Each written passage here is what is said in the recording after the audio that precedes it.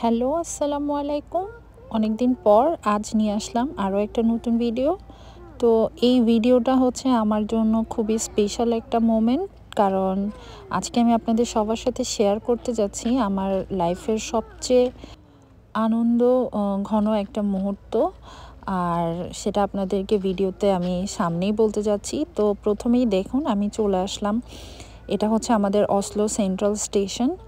তো আজকে আমি আসলে আমার লাইফের যদি বলি সবচেয়ে বড় অ্যাচিভমেন্ট বলতে পারেন, অথবা আমার জীবনের সবচেয়ে বড় একটা ইচ্ছা, যেটা আমি আল্লাহর রহমতে পূরণ করতে পেরেছি। আর আমি চাই আমার এই খুশিটা আপনাদের সবার সাথে শেয়ার করতে।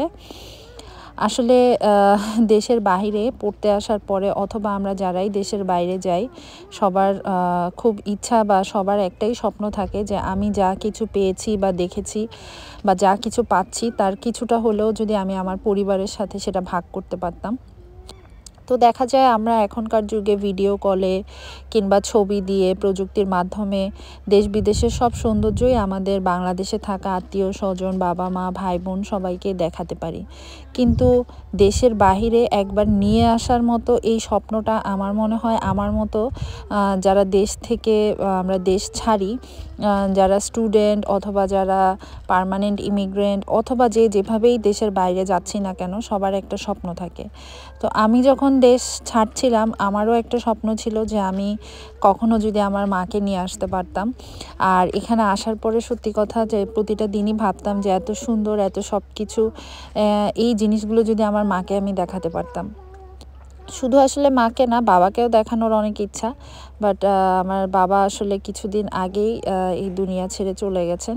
তো আমার সেই স্বপ্নটুকু আমি পূরণ করতে পারিনি, এবং কি আমার বাবা চলে যাওয়ার শেষ মুহূর্তটাও আমি তাকে দেখতে পারিনি। তো এটা আসলে কতটা দুঃখজনক বা কতটা মর্মান্তিক, এটা আমি আসলে কখনো বলে বোঝাতেও পারবো না, বা আমার মতো যারা আছেন তারা ছাড়া কেউ আমার এই দুঃখটা বুঝবেনও না। তো যাই হোক, আজকে আমি আসলে আনন্দের কথা বলতে চাচ্ছি। তো আনন্দই আপনাদের সাথে শেয়ার করি, যেটা হচ্ছে বাংলাদেশ থেকে আজকে আমার আম্মু আসছেন। তো আম্মু হচ্ছে একলাই এসেছেন, যার কারণে আমরা খুবই টেনশনে ছিলাম, কারণ আম্মু কখনোই এর আগে কোনোদিনও একলা কোথাও ট্রাভেল করেনি। দেশের বাইরে তো দূরে থাক, দেশের মধ্যেই কোথাও একলা যাননি। তো যার কারণে আমরা আসলে খুবই টেনশনে ছিলাম আম্মু কি পারবে কি পারবে না। কিন্তু সব কিছুর পরে দেখলাম যে আম্মু অনেক ভালোই পেরেছে। তো আমরা হচ্ছে আম্মুকে আনার জন্য যাচ্ছি। আর যেহেতু আমাদের গাড়ি নেই, তো আসলে আমরা এখানে যাওয়ার জন্য হচ্ছে বাস, ট্রেন এগুলোই ব্যবহার করি। তো আমরা চলে আসলাম অসলো সেন্ট্রাল স্টেশনে। সেখান থেকে হচ্ছে এই বি ও আই যে ট্রেনগুলো থাকে এগুলো এয়ারপোর্ট পর্যন্ত যায়। অসলো থেকে এয়ারপোর্ট যেতে ট্রেনে 20 থেকে 25 মিনিট সময় লাগে। তো যার কারণে আমরা হচ্ছে আগে চলে আসলাম, এখন ট্রেন এসেছে। তো এখানে আসতে আসতে আপনাদের সাথে একটা সুন্দর দৃশ্য শেয়ার করি। এগুলো হচ্ছে ট্রেনে যারা স্পেশাল পার্সন থাকে, হুইল চেয়ার পার্সন, তাদের ট্রেন থেকে নামার জন্য এই ধরনের একটা প্ল্যাটফর্ম করা আছে, যে যখনই কোনো হুইল চেয়ার পার্সন আসে তাকে ঠিক এইভাবেই হচ্ছে প্ল্যাটফর্মের সাথে নামিয়ে দেওয়ার জন্য একটা ব্যবস্থা করা হয়। তো ইনি একজন হুইল চেয়ার পার্সন ছিলেন যাকে নামিয়ে দেওয়া হয়েছে। আর এখন আবার এই জিনিসটা হচ্ছে ভাঁজ করে রেখে দেওয়া হচ্ছে। এটা প্রতিটা ট্রেনেই থাকে যাত্রীদের উঠানামার সুবিধার জন্য। তো উনি নেমে যাওয়ার পর এখন হচ্ছে আমরা ট্রেনের দিকে উঠব। তো আমরা হচ্ছে বাইরে দাঁড়িয়ে অপেক্ষা করছি। আর এখন এখানে আসলে প্রতিটা যতগুলোই যান্ত্রিক যানবাহন আছে সব কিছুই এমনভাবে তৈরি করা যাতে বাচ্চাদের ছোট স্ট্রলার, দেন হুইল চেয়ার পার্সন যারা হাঁটতে পারে না বা যাদের প্রতিবন্ধকতা আছে তারা সবাই যেন চলাচল করতে পারে, এমনভাবেই তৈরি। তো এই যে ট্রেনে উঠে পড়লাম, আর এখানে সব সিট দেয়া। তো এখন আমরা যে কোনো একটা সিটে বসে যাব। আর ট্রেনটা ঠিক 20 মিনিট কি 25 মিনিট সময় লেগেছিল, আমার আসলে এক্স্যাক্ট টাইমটা এখন মনে পড়ছে না, তবে এই রকমই সময় লেগেছিল। তো আমরা হচ্ছে এখন বসে ওয়েট করছি কখন ট্রেন ছাড়বে। ট্রেন খুব বেশি সময় দাঁড়ায় না, 5 সর্বোচ্চ মনে হয় এখানে 3 থেকে 4 মিনিট স্টে করেছিল। এর ভিতরে হচ্ছে ট্রেনে উঠতে হয়। আর ট্রেনের সময় সব কিছুই হচ্ছে বোর্ডে দেয়া থাকে, যেখান থেকে আমরা এগুলো দেখে টিকিট করে নিয়েছিলাম আমাদের প্রয়োজনীয় টাইম অনুযায়ী। প্রত্যেক 20 মিনিট পরপরই আসলে ট্রেন থাকে।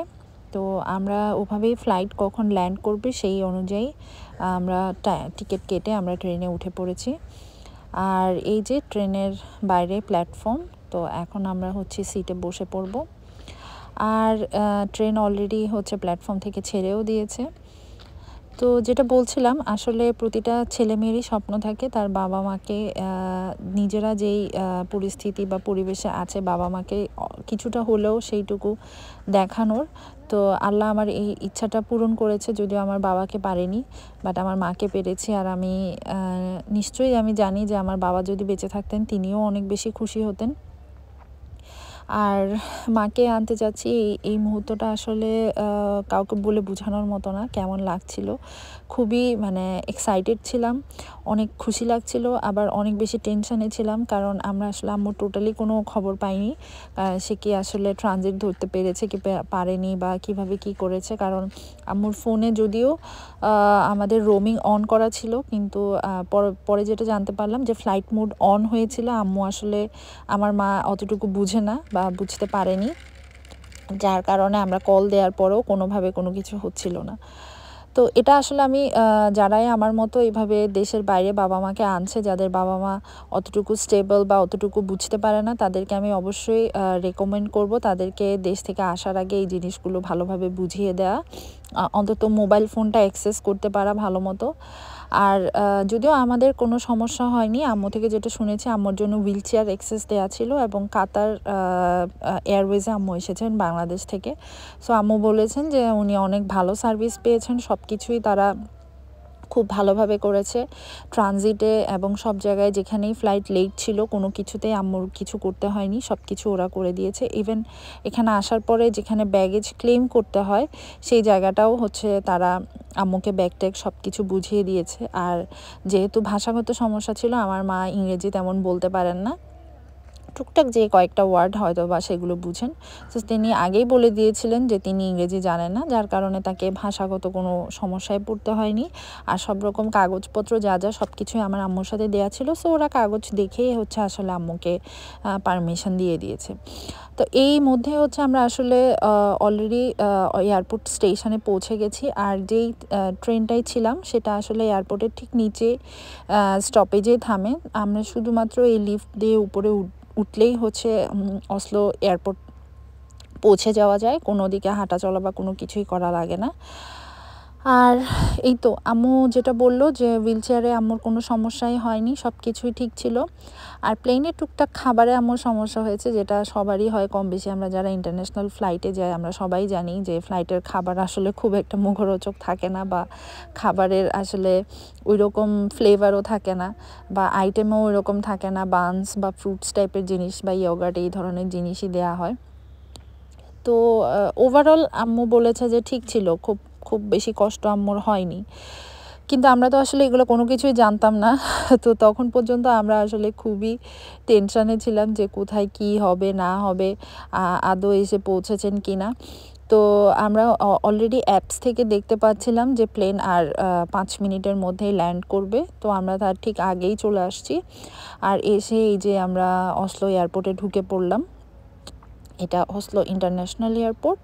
এখানেই হচ্ছে আসলে নরওয়ের যতগুলো ফ্লাইট আসে তারা সব এখানেই। আর অসলো নরওয়েতে 2টা এয়ারপোর্ট আছে, আরেকটা এয়ারপোর্ট সেটা একটু দূরে হয় অসলো থেকে।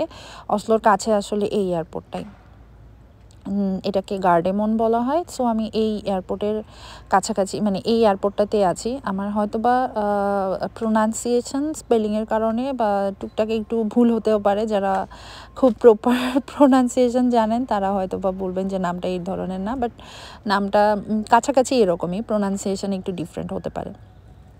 তো এই আমরা পৌঁছে গেছি। আমি এখানে পৌঁছানোর পর ঠিক 2 বছর আগে আমি নিজেও এই জায়গায় এসেছি। তো ওই স্মৃতিগুলোই মনে করছিলাম যে 2 বছর আগের ঠিক এই সময়টায় আমিও এই দেশে ঠিক এই জায়গায় এসে পৌঁছেছিলাম। তখন অনেক কিছু চিনতাম না, জানতাম না, বুঝিনি। নতুন একটা দেশে আসার সেই সময়কার স্মৃতিগুলো মনে করছিলাম।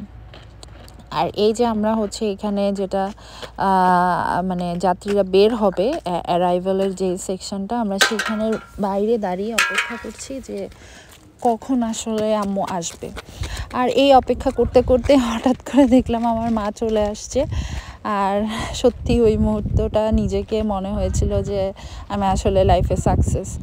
তো মাকে পাওয়ার পর সত্যি অনেক বেশি আনন্দিত। এবার আম্মুকে নিয়ে আমরা রওনা দিব আমাদের বাসার উদ্দেশ্যে।